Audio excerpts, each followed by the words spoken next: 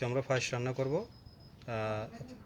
প্রথমে দুধ দিয়েছি প্রায় আপনার 1.5 লিটারের মতো দুধ ঢেলে দিবেন।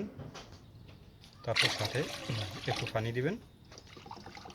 পানি মিশিয়ে দুধটা ভালোভাবে মিশিয়ে নেবেন। এখন আমরা গুঁড়ো চাল, চিনি গুঁড়া চালটা দিয়ে দেব।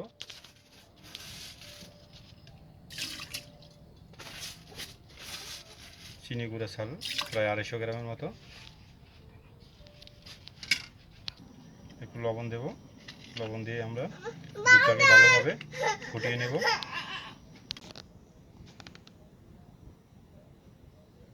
আমি পায়েস রান্না করতেছি। এখন আমি 2টা এলাচ দেব আর 2টা তেজপাতা দিয়ে দেব। এবার আমি এটার সাথে কিশমিশ দিব, বাদাম দিব।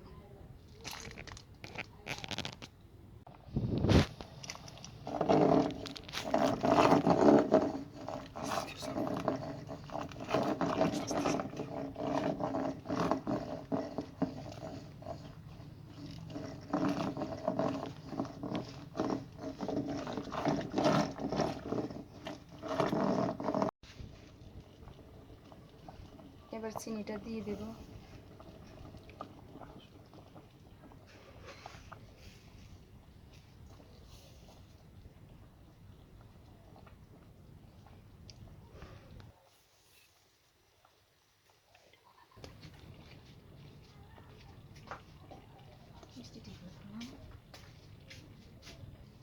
পায়েসটা রান্না করা শেষ।